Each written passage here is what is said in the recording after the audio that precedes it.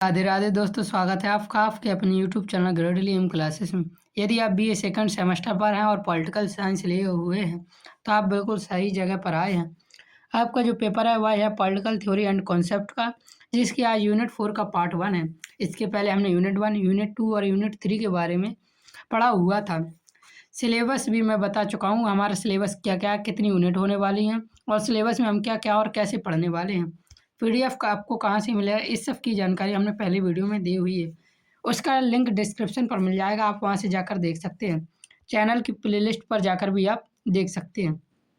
Unit 1, unit 2, unit 3 की link भी आपको डिस्क्रिप्शन पर मिल जाएगा। प्लेलिस्ट की लिंक है, वहाँ प्लेलिस्ट में जाकर आप यूनिट 1, यूनिट 2 और यूनिट 3 देख सकते हैं। आने वाली वीडियो भी उसी प्लेलिस्ट पर ऐड कर दी जाएंगी, आप वहाँ से जाकर देख सकते हैं। आज जो हम पढ़ने वाले हैं वह है सॉवरेनिटी, जिसे हम संप्रभुता कहते हैं। मॉनिज्म और प्लूरलिज्म अर्थात एकतावाद और बहुलतावाद। मॉनिज्म का मतलब होता है एकतावाद, प्लूरलिज्म का मतलब होता है बहुलतावाद। एकतावाद का मतलब होता है, इसमें क्या होता है, सत्ता एक व्यक्ति या एक जगह केंद्रित होती है। प्लूरलिज्म में अर्थात बहुलवाद में शक्ति संस्थाओं या समूह में बटी होती है। इसके बारे में आज हम पढ़ने वाले हैं। वीडियो पसंद आए और सारी चीज़ आपको समझ आए तो वीडियो को लाइक करना, चैनल को सब्सक्राइब कर लेना।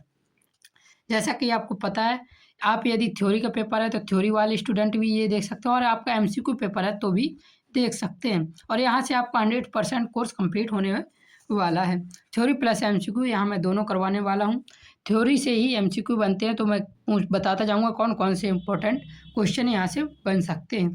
तो चलिए बिना देरी किए बढ़ते हैं। सबसे पहले मैं आपसे एक एमसीक्यू पूछूंगा जो कि यूनिट 3 के पार्ट 3 से रिलेटेड एमसीक्यू होगा, उसका आंसर आपको देना होगा। चलिए बिना देरी के बढ़ते हैं आगे।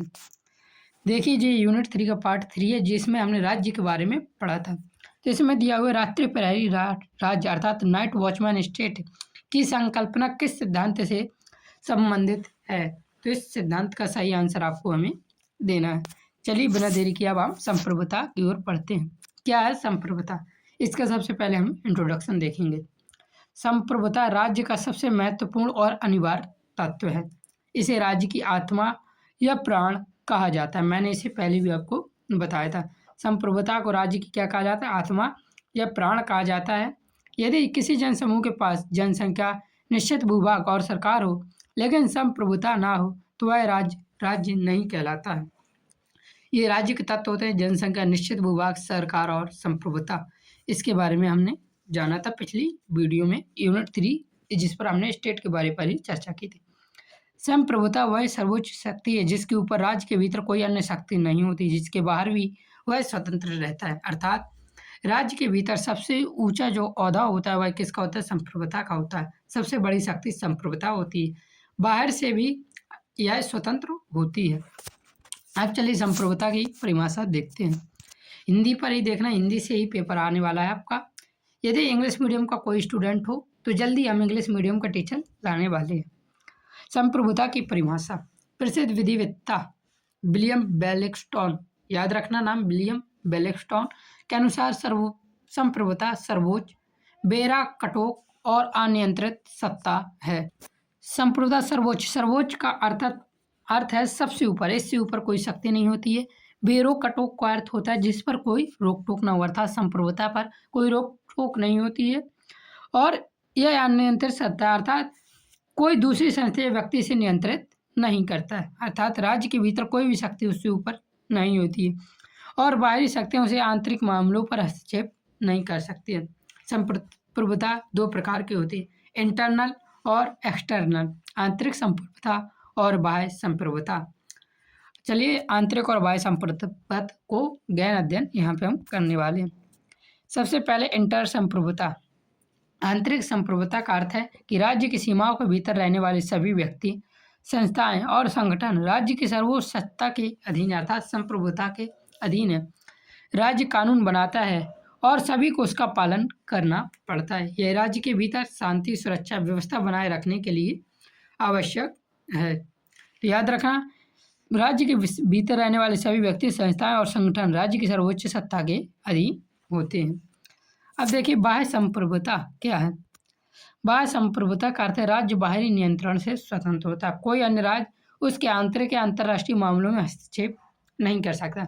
यदि कोई बाहरी शक्ति के अधीन है, कोई देश बाह्य शक्ति के अधीन है, तो उसे पूर्ण संप्रभु राज्य नहीं कह सकते।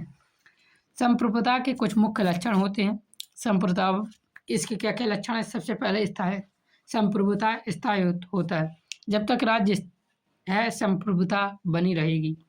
अनन्यता संप्रभुता एक ही सत्ता के पास केंद्रित होती है। अविभाज्यता संप्रभुता को विभाजित नहीं किया जा सकता। सर्वव्यापकता यह राज्य की सीमा के भीतर सभी पर लागू होती है, वह छोटा व्यक्ति हो बड़ा व्यक्ति हो, चाहे देश का राष्ट्रपति ही क्यों ना हो। अदेयता इसे किसी अन्य को स्थायी रूप से स्थानांतरित नहीं किया जा सकता। असीमितता यह सर्वोच्च और अंतिम सत्ता होती है। यह संप्रभुता के कुछ प्रमुख लक्षण हैं।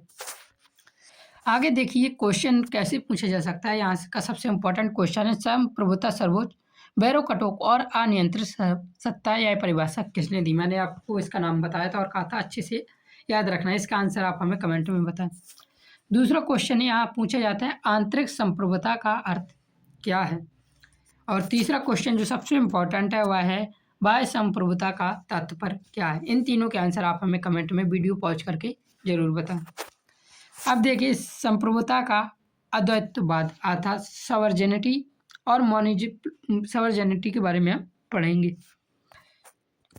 या मोनिज्म और प्लूरलिज्म की हमने बात की थी। तो मोनिज्म क्या होता है? इसमें एक व्यक्ति के हाथ पर सत्ता होती है और प्लूरलिज्म में कई संस्थाओं पर बटी होती है। तो चलिए सबसे पहले देखते हैं अद्वैतवाद अर्थात मोनिज्म।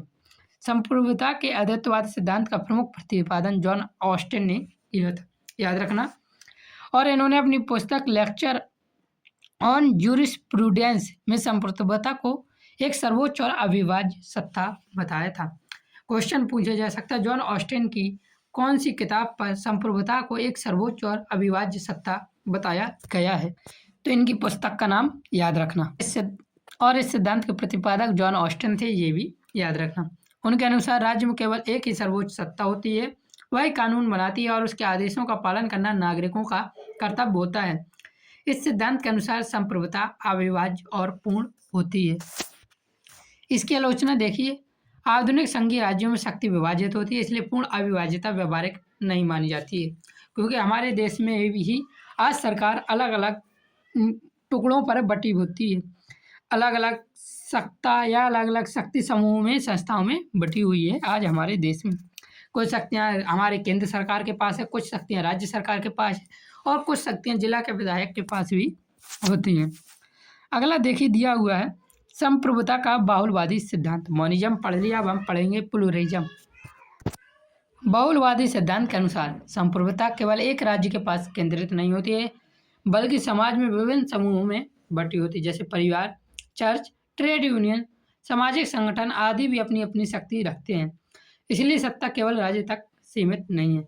इस सिद्धांत के समर्थक यह मानते हैं कि समाज संघीय है, इसलिए सत्ता भी विभाजित होनी चाहिए।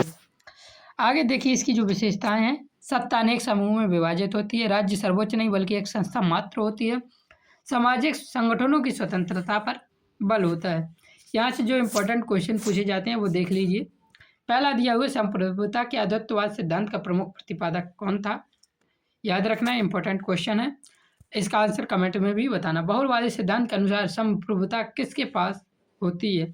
ये ज़्यादा इंपॉर्टेंट क्वेश्चन हो जाता है, वेरी वेरी इंपॉर्टेंट क्वेश्चन है ये याद रखना इसे। अब कंक्लूजन पर पहुंचते हैं। संप्रभुता राज्य की आत्मा है, इसके दो रूप होते हैं, आंतरिक और बाह्य। अद्वैतवाद सिद्धांत इसे अविभाज्य और सर्वोच्च मानता है, जबकि बहुलवादी सिद्धांत इसे विभिन्न सामाजिक समूह में विभाजित मानता है। आधुनिक लोकतांत्रिक व्यवस्था में पूर्ण निरंकुश संप्रभुता की अवधारणा व्यवहारिक नहीं है, इसलिए बहुलवादी दृष्टिकोण को अधिक महत्व दिया जाता है, याद रखना। मैंने इस प्रकार से आपका ये कंप्लीट करवा दिया है।